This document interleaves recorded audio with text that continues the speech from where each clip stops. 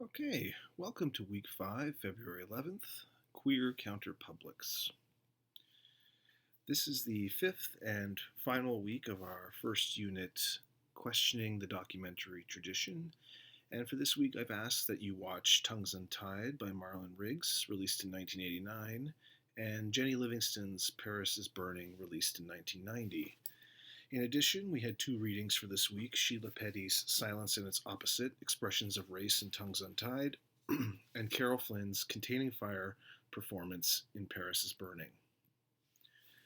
I've structured this lecture in 5 parts. The first, Publics and Counterpublics. The second, Performative Documentary. Third, Performative Documentary and Counterpublics, the relationship between the two. Fourth, a brief discussion of Tongues Untied and its relationship to the performative documentary. And finally, questions and discussion. So what are publics and counterpublics? For our purposes, I've drawn from Michael Warner's book, Publics and Counterpublics, which was published by Zone Books in 2002. Now, one of the key points that Michael Warner brings up in regards to the notion of the public is that it is a form of what he calls poetic world making, which arises from the self-generative character of a poetic world making, which creates social worlds through a series of feedback loops.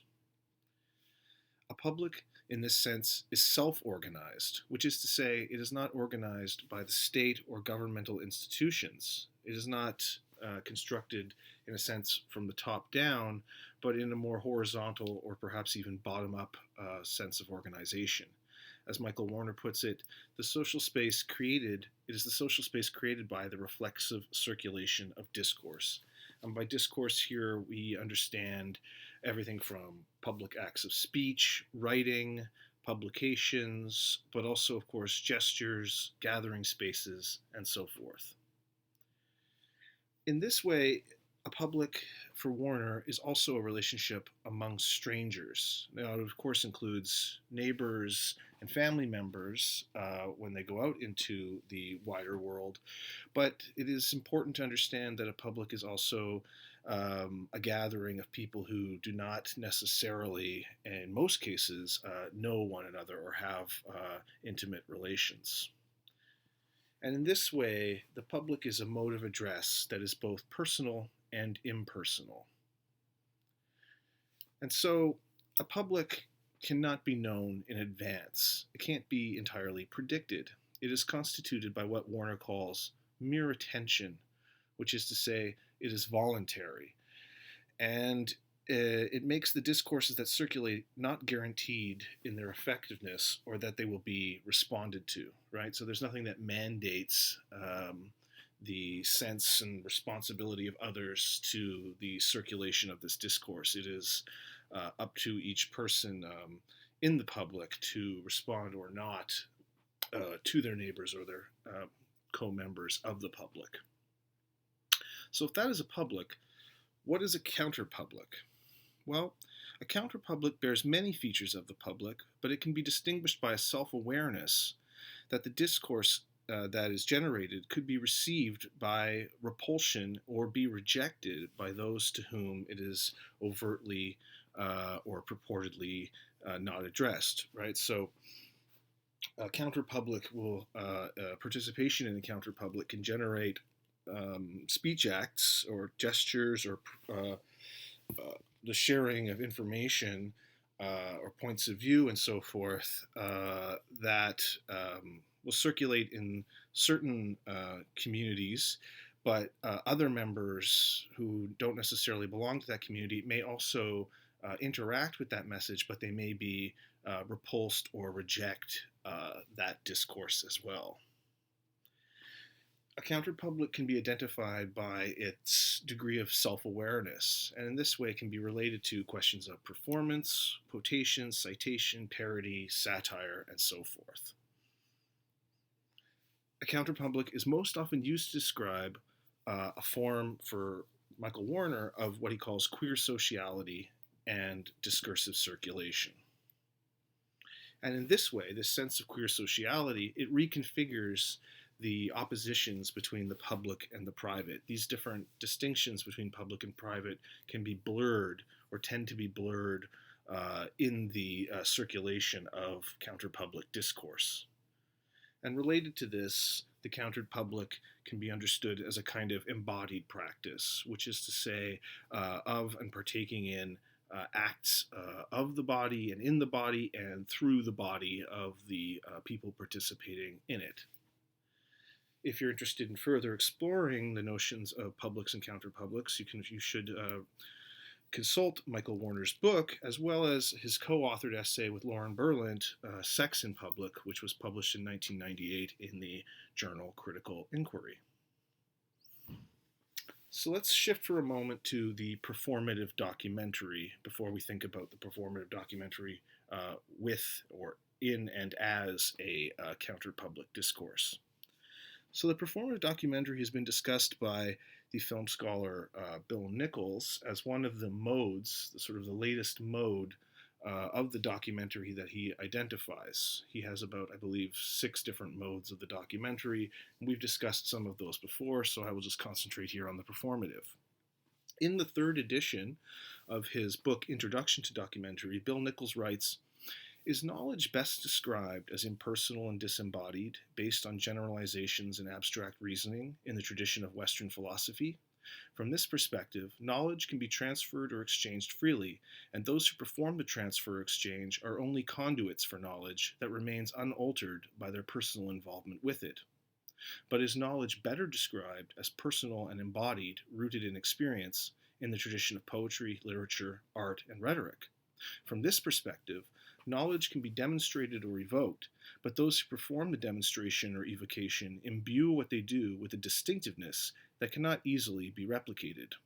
Performative documentary endorses the latter perspective.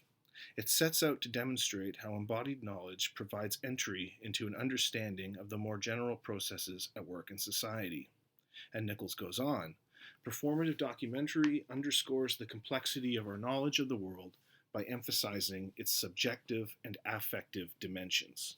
So really just a really key point here is that the knowledge that circulates in the performative documentary is always to be understood as self-consciously embodied by a particular subject, a particular identity, a specific body that carries it, that colors that knowledge, that invests that knowledge with its own meanings and values and emotional investments.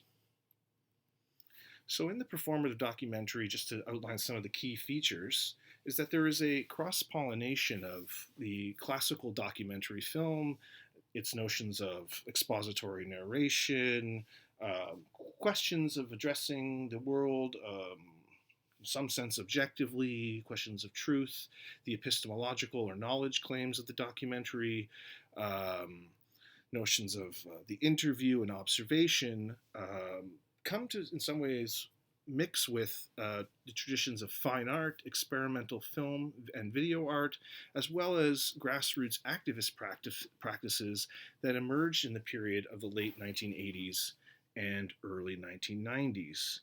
And this was a period that could be understood to have emerged, among other things, from what have been referred to as the culture wars of the 1980s, which included the HIV and AIDS crisis, the Reagan-era cutbacks of social welfare programs, the defunding of the arts, and various other issues that were emerging in Western culture. But of course, the performative documentary is not limited to Western culture. Films in the 1980s and 1990s in this way also reflect the notion of the post, right, in terms of questions of post-colonialism, postmodernism, and post-Fordism. And by post-Fordism, I mean transformations in the industrial sector and the question of industrialized labor in the post-war world, particularly in the West, the transformations of the working class and the working environment to more what are variously conceived of as more flexible, decentered modalities of production. So the performative documentary in many ways overlaps with these broader cultural and social transformations. Now, related to this cross-pollination of the documentary film with the art, film, experimental video, and activism, is that aesthetic form became consciously embraced as the fundamental ground on which political questions and struggles could be staged. So, if arguably, if in the classical documentary, aesthetics seem to be sidelined because the primary objective was to make quote unquote objective truth claims about the world, and was in this notion that Nichols identified earlier, this notion of transmitting information that wasn't in any way ostensibly supposed to be colored by the subject transferring that information. In the case of the performative documentary, aesthetics emerges as a key and primary aspect of the um, dispensing of information and statements about the world. Artists and activists consciously utilized and maximized aesthetic form in the performative documentary, which includes more overt instances of performance and theatricality, rather than minimizing it as a kind of intrusion or something to be downplayed. So, in this way, and connected to it, individual and autobiographical frameworks came to intersect with public questions of identity formation, collectivity, and community, and thus also overlapped with what we now refer to as identity politics. Finally, along with the questioning of the epistemology or forms of knowledge and ways of forming knowledge that the documentary classically developed, along with this questioning of that epistemology and aesthetics of representation, changes in production and distribution technologies, including the emergence of consumer-grade video cameras, which Marlon Riggs' Tongues Untied, for example, deployed. That was a film shot on video. As well as public access on expanding cable networks, contributed to the move beyond traditional journalism and documentary film and video. So Marlon Riggs, his film Tongues Untied, as we'll see, appeared on PBS, public broadcasting in the United States, and it was, of course, made through some federal funding and produced at a university, for example. So what's the relationship between the performative documentary and what we can here refer to as counterpublic discourse? And more specifically, what is the relationship between the notion of the counterpublic and the performative documentary in Tongues Untied? And I should note here that Marlon Riggs was an African-American filmmaker and video artist who actually passed away from HIV in 1994, so not long after he released Tongues Untied, and he produced a few other videos between Tongues Untied and his untimely death in 1994. And what you see here in the image is an article commemorating Marlon Riggs's very powerful career in the short time that he had to develop it.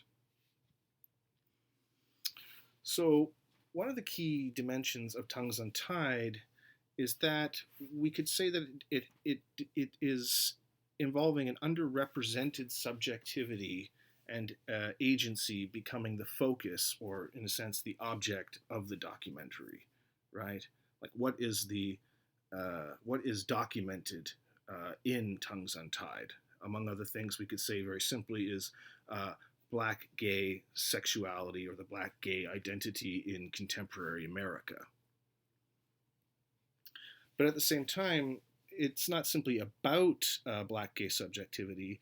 The film Tongues Untied develops the subjectivity and agency of the maker or the subject in the sense of the documentary. So, it is a film about Black gay subjectivity, but it's also made by a Black gay subject, right? So the documenter and the documented thus overlap in Tongues Untied. And in this way, Tongues Untied mixes autobiography and self-portraiture with the political and activist documentary. Thus, the personal and the political are performed together. So Riggs turns the camera onto himself, as I said, as the documentary object and subject. And in this way, he reclaims a voice and is not simply the object of the documentary gaze and its epistemological claims. And connected to this is the self-conscious exploration of aesthetics and performance as the terrain upon which social and personal life takes on constructed form, right? A form that emerges from, in a lot of cases, very consciously elaborated performances and theatricality, let's say. And in this sense, Tongues Untied reveals what often slips beyond or beneath mainstream normalized nonfiction techniques and their established public functions. This isn't just, when I say mainstream normalized nonfiction techniques, we're of course referring to the conventional documentary and its forms of documenting the world and making epistemological claims about that world, but also more traditional forms of nonfiction like mainstream news on television and in newspapers, among other things. And so in this kind of blurring of public and private, this self-reflection of the documentary subject in his own film, Marlon Riggs turning the camera upon himself, there is what we might see as a radical reimagining of intimacy in its in the film's counterpublic discourse. And as Riggs concludes his film, he states very radically that black men loving black men is the revolutionary act, right? The idea of, especially in the late 1980s, of making this claim was in many ways at that time a rupture in the sort of traditional, what was traditionally discussed and talked about in nonfiction filmmaking. So when Tongues Untied, for example, was finally broadcast in the US in July 1991, apparently 110 out of the 284 PBS stations that normally carried its documentary series POV refused to air the film. And in this way, we could see how this, in some ways, reveals aspects of the radicality, if not transgressive nature, perceived transgressive nature of Marlon Riggs' film, Tongues Untied, at that time. So this, interestingly, also takes us to something I brought up in an earlier lecture related to what Michael Renov said in his essay, First Person Film, Some Theses on Self-Ascription, which I had as a recommended reading in our first week of the course when we watched Ross McElwee's Sherman's March. And reflecting on films like Sherman's March, as well as works like Tongues Untied, Renov has written, quote, that the time has certainly arrived for a reassessment, for the open acknowledgement that the subject in documentary has, to a surprising degree, become the subject of documentary. So again, right, we see this sort of overlap between the documented and the documenter, right, and the two sort of coming to coincide, and thus we have these unfolding and relationships and blurrings of oppositions between, conventional oppositions between public and private, and hence this sort of embodied modality of knowledge that takes formation and that is constructed in the performative documentary. Now, I wanted to turn just very quickly to an article that I asked you to read a few weeks back. That was Bill Nichols's article on reenactment, and how he, at one point in the article, he does discuss Tongues Untied, and he writes, this is Nichols, the absence of Riggs's own body from the reenactment, from the various reenactments in Tongues Untied, strengthens the sense in which this representation of the past is a citation, an iteration, a link in a much longer chain of racist acts in which the doer gains his power from the power of iteration itself. Riggs addresses this event and this history in his own voice, from his own perspective, one in which his story and the reenactment that embodies it opens onto a larger pattern that can be understood neither in the abstract, seen from an omniscient point of view, nor purely in the concrete, represented as simply one man's experience. And so, sort of just to unpack this just a little bit, one of really the key sort of reenactment that Nichols is referring to is the reenactment of the shopkeeper who discriminates against Riggs, and Riggs reenacts this, of course, in Tongues Untied. And one of the key points that Nichols makes here is that this type of form of discrimination is itself a kind of citation or an iteration, is itself repeated, right? Part of a longer chain of racist acts. That draw their power, in Nichols's words, from this sheer sense of repetition, and thus sort of establish themselves as a kind of truth, right, of the social world. And they, in this way, also, in a sense, become even, through this repetition, become kind of unquestioned. But then the key for Nichols is that when Marlon Riggs' reenactment, he introduces a questioning, right, an internal critique of this repetition. So through his own form of repetition or reenactment, Riggs, in a sense, critiques and shows up the repetitiveness of the racist acts, right? And so building on this, then, Nichols goes on, the reenactment of a traumatic event in Tongues Untied functions less to carry out the work of mourning that follows trauma than to register an apprehension of the power of a past event, a power that Riggs contests. And so, which is the really crucial point for Nichols, quote, reenactment for Riggs allows for owning or owning up to the past, unquote. And finally, the reenactment introduces a sense of the ritualistic quality that often characterizes reenactments of past events. So in some ways, through this reenactment, Riggs is actually able to assert another kind of agency in this, and his own point of view about the sort of iterative constellation of racism in contemporary United States, and can thus, in Nichols' sense, own that past that he, and become a subject in it when he was previously just the object of racial discrimination. Now, related to this, I wanted to just very quickly turn to Jane Gaines's concept of political mimesis, just to unpack one other moment from the film Tongues Untied. In this case, just want to discuss the sequence early on in the film that shows us grainy video footage of various conflicts or riots in the streets involving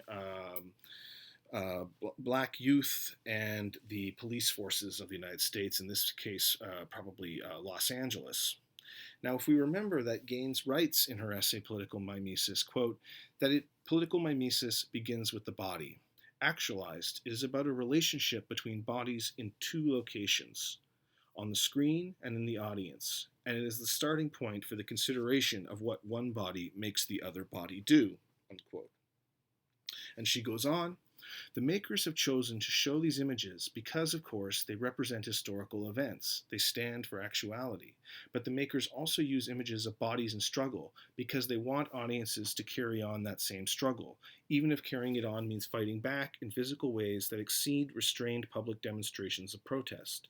The whole rationale behind documenting political battles on film, as opposed to producing written records, is to make struggle visceral, to go beyond the abstractly intellectual to produce a bodily swelling. And so really we can just think here about political mimesis in the performative terms as a kind of counterpublic discourse. What we see here is, of course, the embodied nature of knowledge and the transmission of concern for, in this case, black youth, in the United States, and how the film, in showing us these images, is also trying to appeal to the viewer's own embodied nature, right? And their specificity, and how they also share in the same world with the people depicted on the screen, the struggle depicted in the film.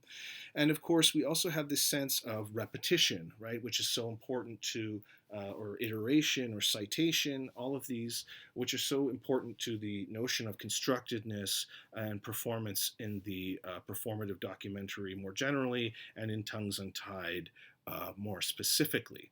Right? So we're seeing how there's an intersection between concepts like political mimesis, the performative documentary, and counterpublics, among other things. Okay, so this then takes me to our questions and discussion, because I wanted to leave aside for myself saying too much about uh, Paris is Burning, because we can hopefully discuss that more in on Canvas or in our Microsoft Teams chat. So, but I do have some prompts about that. So let's just get through these four questions, and then we can turn to that. So my first question is, how does documentary film and media contribute to constituting a public? Is there a tension between the documentary mandate to record, witness, discuss, and or otherwise address the real world, and, in Michael Warner's view, the contingency and constructedness of publics? Further, if a public is a form of world making whose community cannot be known in advance, how does documentary film and media contribute to constituting a counterpublic? Second, in her essay Silence and Its Opposite Expressions of Race in Tongues Untied, Sheila Petty writes, Tongues Untied is a consequence of the absence, certainly in 1989, of black gay discourse in African American history and culture. This video reflects not only a personal struggle to legitimize identity, but also the struggle of the entire black gay community to do so. However, in order to create a presence in the void, Riggs must first initiate a process of discarding codes and revealing the specifics of black gay realities. And so I want you to consider the role of coded language and gesture, including things like pattern and rhythm in Tongues Untied. Provide an example of how Riggs documents and performs a specific relationship to this code. Third, in Containing Fire, Performance in Paris is Burning, Carol Flynn discusses the role of repetition and reenactment in the drag performances documented in that film. This leads Flynn to make two interconnected arguments. First, that the film highlights the constructed nature of reality and thereby, quote, destabilizes conventional notions of reality, gender, and identity, unquote. And second, that it contains the potentially radical effects of this destabilization by, quote, reinscribing traditional perspectives on performance, keeping them separate from the realm of social effectivity, unquote. So really what Flynn is getting at here in Paris is Burning is how, while the film seems to be bringing out this sort of constructed nature of gendered, sexual, and perhaps even racial identity, at the same time, when the film is sort of centering itself around the drag ball in Harlem, it seems to then also sort of be sort of, as Flynn puts it, containing the more potentially radical epistemological and social questioning of the constructiveness of identity by containing it within a very traditional idea of, you know, performance happening in a circumscribed space, in this case, the drag ball, right? So discuss how Paris is Burning uses performance, fantasy, and reenactment to affirm and or critique traditional gender roles and binaries. How do other factors like race and class enter into the equation? And moreover, what is the role of context and intention in relation to performance? What is the role of context in relation to the documentation of performance? Is it important to consider here the director's own background, the director, Jenny Livingston's gender, sex, race, class, and so on? And when I say context here, I'm of course referring to what the point that Flynn makes regarding the kind of containment of the film's perhaps radical questioning of identity in this very sort of circumscribed performative space of the ball. And finally, question 4. Discuss the relationship between performance and documentary in a film seen in class other than Tongues Untied and Paris is Burning. What is the function of performance in the film? Does it affirm or complicate the truth claims of the documentary? Does the performance affirm, complicate, or otherwise disrupt the conventions of classical documentary? Conventions such as expository narration that determines the meaning of the images, observational cinematography, interviews, and so forth. In your discussion, pay attention to what context the performance takes place within. So I look forward to discussing these 4 questions, among other things, with you in Microsoft Teams chat, as well as online in Canvas. And you can feel free to post your questions about that also over the reading week. I look forward to reading those and engaging with them. On that tip, as I said, our reading week is next week, so there are no classes, so no lecture will be posted. And I would also just like to remind you that when we return to class on February 25th, Thursday, February 25th, I will be looking forward to receiving your research paper or media project proposals, which you can upload to Canvas in the assignments section. So thanks very much, and I hope you have a nice day.